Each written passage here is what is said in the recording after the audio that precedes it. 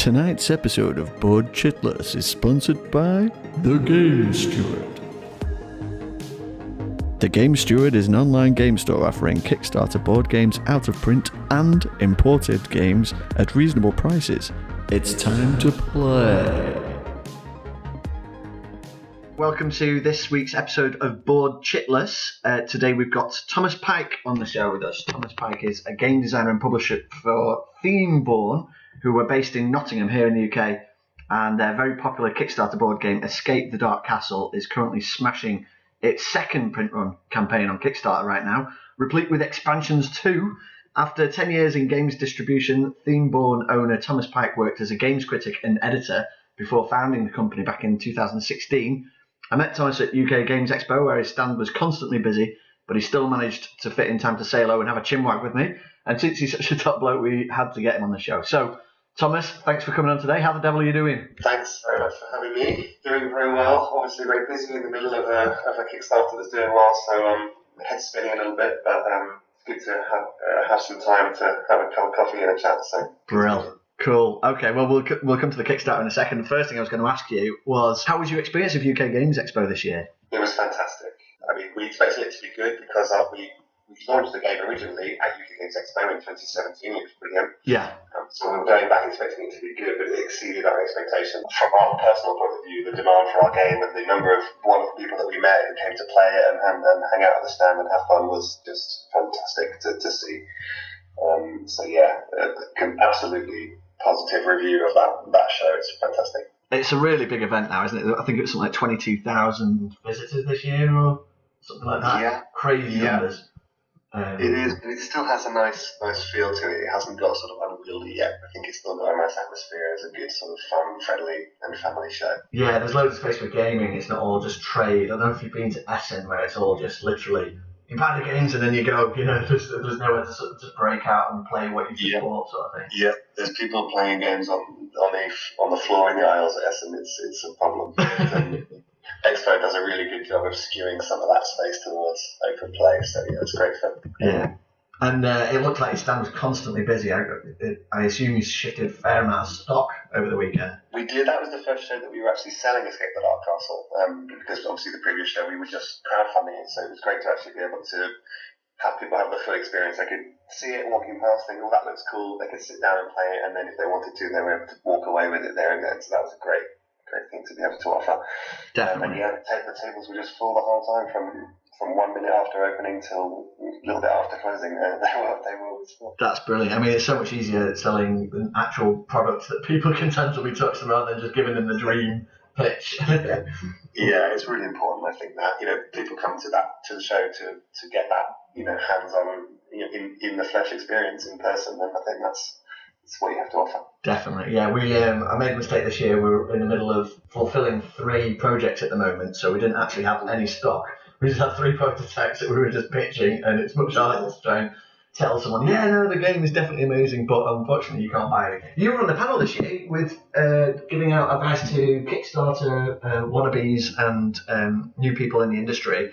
Yes. And you were on the panel with some industry big hitters, like the guys from Devium, the CEO of Panda, Edifius Games. How did you find that experience of going from your first Kickstarter to being on the panel giving advice to your sort of peers, as it were? Are you suggesting that I'm not also a big hitter? I think you're an incredible big hitter. Both of you have been incredibly successful. It was an honour to be asked to be on that panel. I didn't expect that really. It was. I always say we're a tiny company hoping to become small, so we're not quite in the league of better people. But no, it was great. It was excellent. I'm always happy to share what little I know about the process. And I was there representing the kind of upstart, I think, category. Someone who's very recently been on the first few steps of that journey from having an idea, bringing it to the world through Kickstarter. Great stuff. And so, you were on the panel there with John Bruton from Devium. Was it Devium you worked with previously, Tom? I did, yes. Before I left, I think before John joined, so there was I don't think we really crossed over, but yes, I did used to work there. I worked there for 10 years.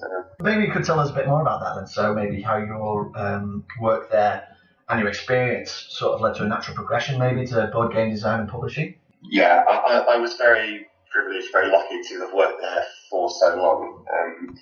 It's really set me up in good stead for what I'm doing now, running my own publisher.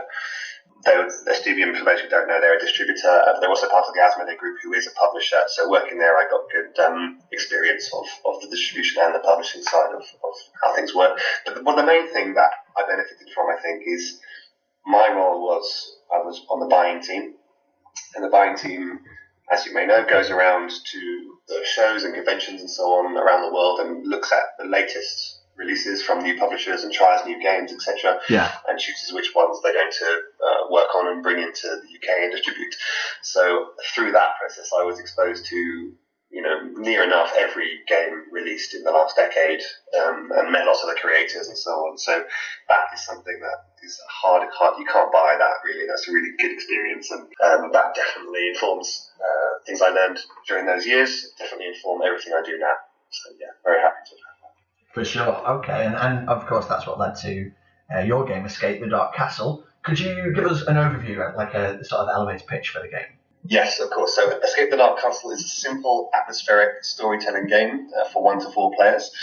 It's fully cooperative, and you play non-heroic medieval prisoners trying to escape a castle full of horrors, traps, and challenges. Let's talk about the first Kickstarter. The one that's currently active now is the actual reprint for the game with a bunch of expansion content as well. But we'll come to that in a second. Your first Kickstarter, you racked up an impressive 2,119 backers and £87,814, which is hugely impressive for a first outing on Kickstarter. Could you talk to us about your experience of running that Kickstarter and how you drew such a big crowd, from the outset? Yeah, we were very happy with that. Obviously, for our first one, it's always a nervous time when you're preparing to launch your first one. I've been talking to a lot of other publishers who've been through something similar, and it's how it goes. But we were really happy. Really happy with that number of backers there. The amount, as I've said before, the amount is good. But what's really important to us, especially as a new company, forging a reputation, name for ourselves, is the number of backers and the community that we create through this project. And that's what I'm most proud of. And that community has been the foundation of the year we had since then, and they are now the foundation of this new campaign that we're doing. But no, doing Kickstarter was a fantastic experience. It exceeded our expectations in every way, and but it was it was brilliant, and we knew straight away that we'd be back on Kickstarter again because it's a wonderful platform to use. It's excellent for connecting with the audience, right? Because you get that direct feedback from all of your backers there. So exactly, we made these connections, made this community during that Kickstarter, and it continues. The Kickstarter continues long after the campaign itself ends. Because you've made those ties now, and you can stay in touch with those people and get feedback from them over the course of the next 12 months, which is exactly what we've done.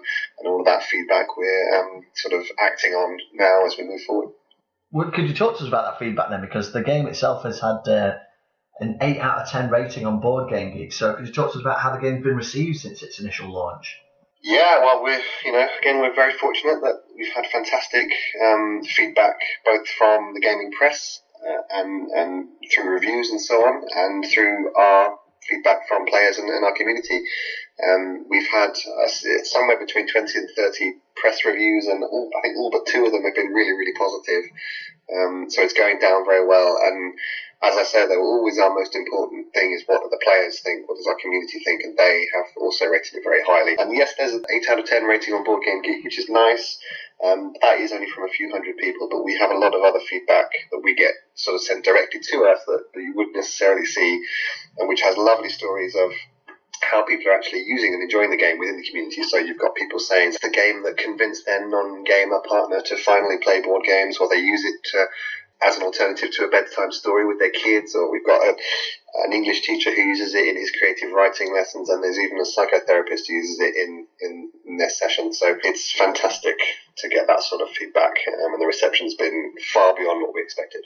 That is brilliant. I mean, I've played it with my wife and son, and we obviously really enjoy it. It's a great little storytelling game that is accessible as well. Like, it's uniquely accessible in that it takes maybe 15 to 20 minutes to play as well. So you get that whole narrative focus within a short burst of time, and then you can just set up and play again if you have the time. Or, like you say, play it as almost an alternative bedtime story type situation. Yeah.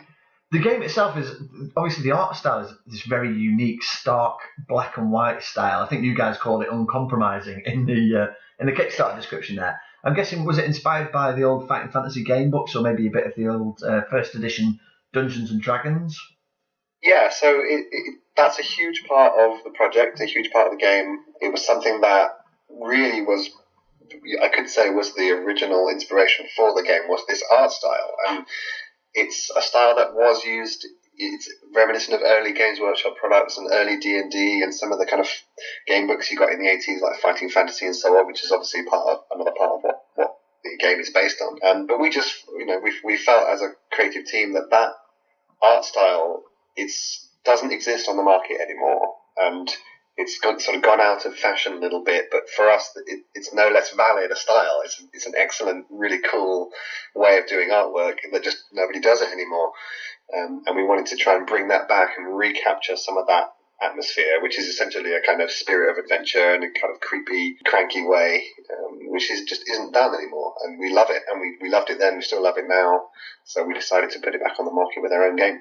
I think you've proven that there's definitely a market for it. The relaunch Kickstarter is over £200,000 now with 2,800 backers. So you've got new backers, you've got new people that tell about the game, but you've also got many returning backers as well. So could you tell us what this second campaign offers that the first campaign didn't?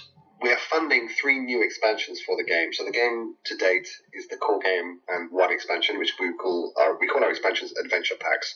So far you have the base game and Adventure Pack 1.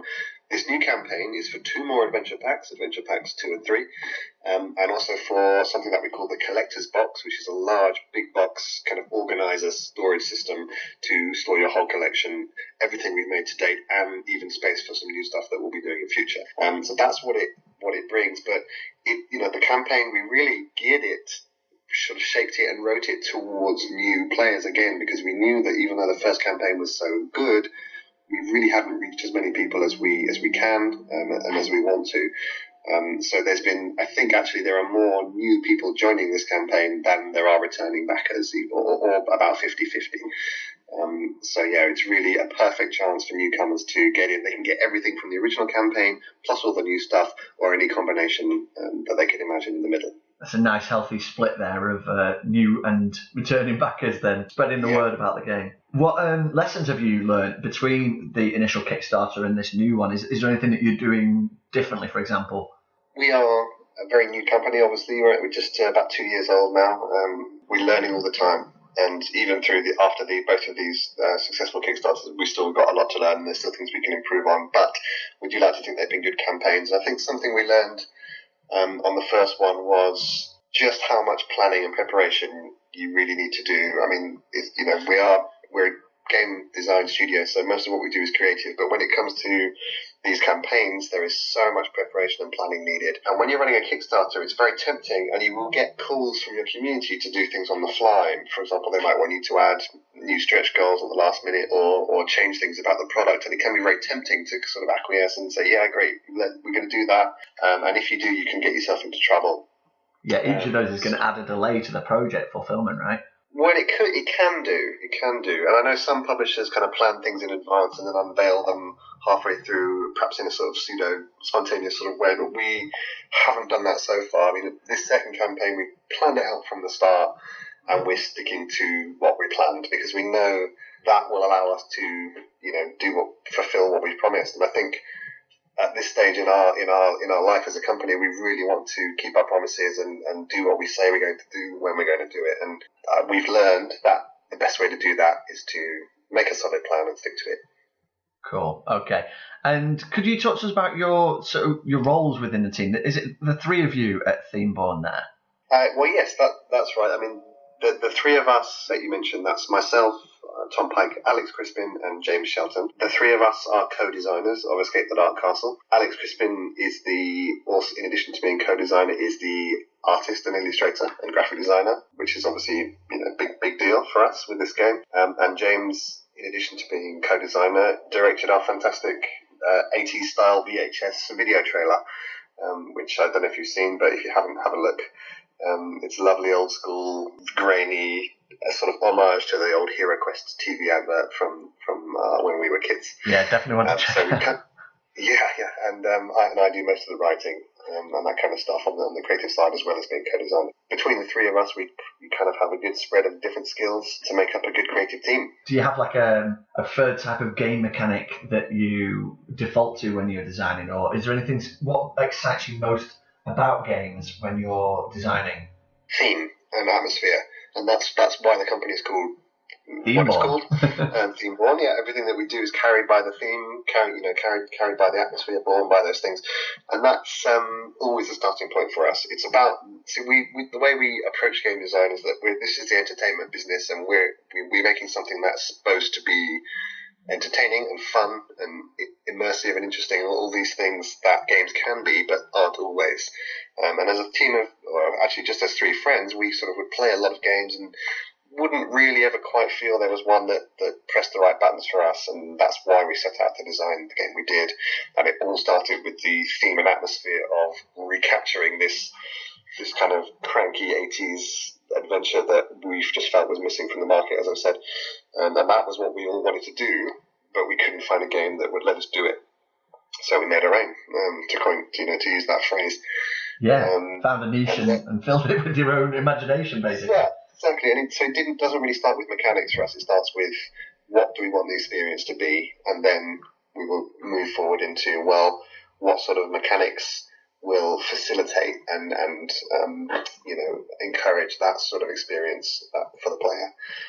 And hopefully the mechanics will just sort of move aside and let them just feel like they're going on this great adventure, which I think, based on our feedback, is what we've succeeded in doing. So I'm very happy about that. Obviously, you guys get together and you play games. What are your favourite games? What would Tom Pike play at home on a weekly game night?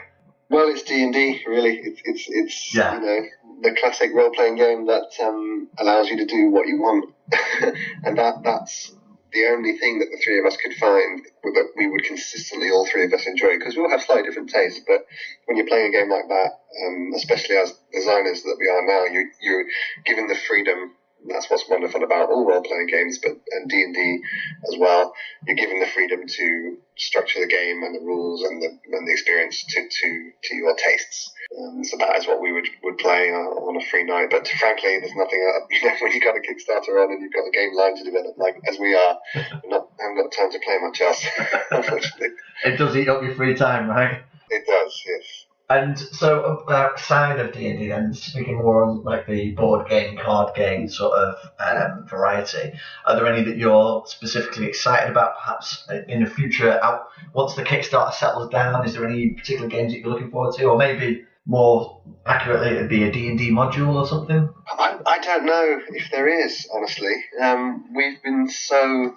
I can't tell you how buried we are by our focus on this project. That it's a bit of a disappointing answer, sorry. But okay. I have no idea what else exists in the world apart from my company and this project at the moment. That's how dedicated we are to this. It's a huge time consumer, isn't it, running the Kickstarter and staying on top of the comments and everything.